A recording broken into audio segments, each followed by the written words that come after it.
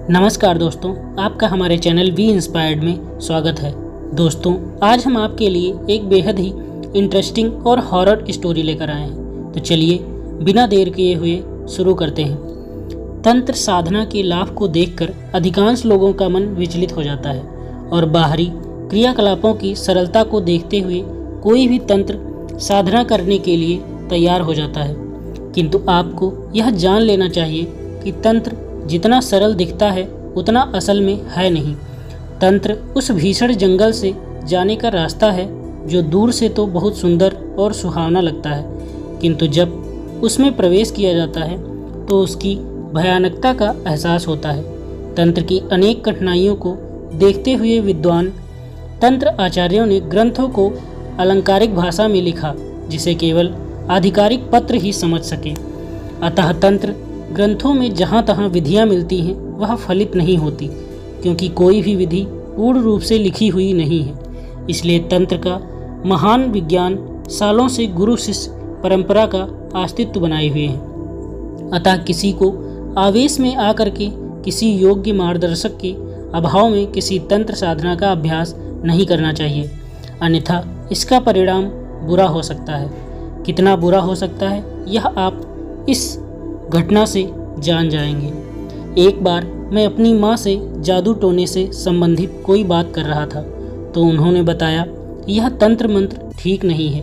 मैंने पूछा क्यों ठीक नहीं है, तो माँ ने अपनी बुआ माँ की एक घटना सुनाई। मेरी माँ की बुआ माँ ससुराल में झगड़ा होने की वजह से अपने मायके चली आई। मेरे नाना सहित 4 भाई थे, किंतु कुछ ही दिनों बाद सभी भाई अलग अलग होने लगे तो मेरी माँ की बुआ माँ मेरे नाना जी के साथ रहने लगी। थोड़े दिनों बाद उन्होंने स्वेच्छा से अलग रहने की इच्छा व्यक्त की तो नाना जी ने उनको रहने के लिए एक अलग से घर दे दिया जिसमें वो अकेली रहने लगी।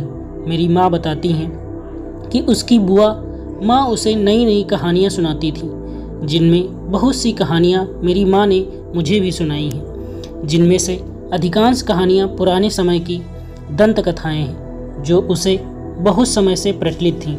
यह कथाएँ उस समय के सामाजिक व धार्मिक जीवन का परिचय देते हैं। मेरी माँ ने बताया कि बुआ जी तंत्र मंत्र में बहुत विश्वास करती थी। एक दिन गांव में एक तांत्रिक बाबा आया। बुआ जी ने उसे भोजन कराया। इसी बीच बुआ ने तांत्रिक बाबा से तंत्र मंत्र की रहस्य पूछे तो उस बाबा ने बुआ को तंत्र की एक मशान की पिशाच की सिद्धि की एक विधि बताई, किंतु बाबा जी ने बुआ जी को स्पष्ट कह दिया था कि यदि मसान के पिशाच को सिद्ध करना है तो मन पर कठोर नियंत्रण होना होगा। साथ ही यदि हो सके तो तंत्र साधना के समय 2 रक्षकों को साथ रखा जाए। बुआ ने पूरी विधि पूछ ली। तांत्रिक बाबा आशीर्वाद देकर चले गए।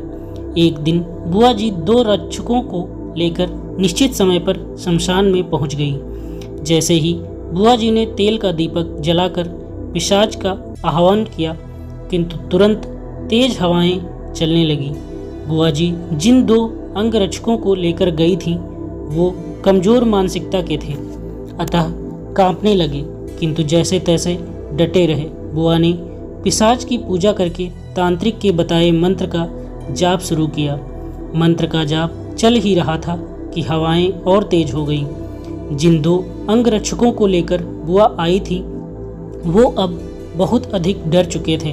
भयंकर हवाओं व आंधियों के बावजूद वह पसीने से भीगने लगे। वह निश्चय कर चुके थे कि वह बुढ़िया मरे तो मरे, हम तो चले, और वह वहाँ से भाग लिए।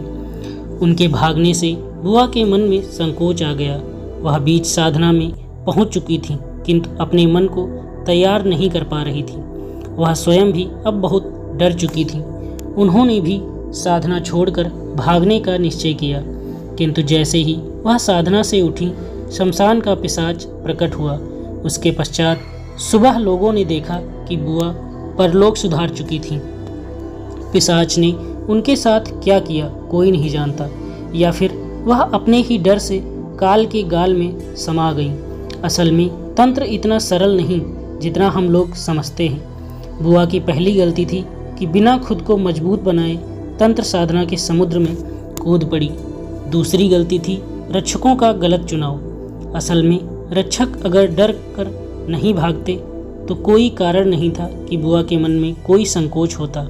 यदि संकोच और डर नहीं होता तो वह साधना भी नहीं छोड़ती और फिर यह सब भी नहीं होता। इसे कहते हैं पात्रता के अभाव में साधना की दुष्परिणाम तंत्र एक स्वतंत्र विज्ञान है। विज्ञान में विनाश और विकास दोनों का सामर्थ्य होता है।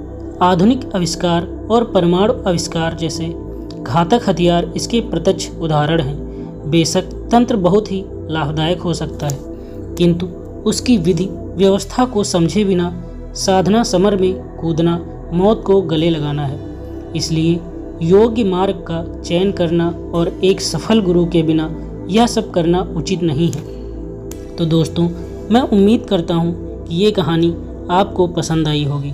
अगर ये कहानी आपको अच्छी लगी है तो हमारे चैनल को सब्सक्राइब करना ना भूलें। धन्यवाद।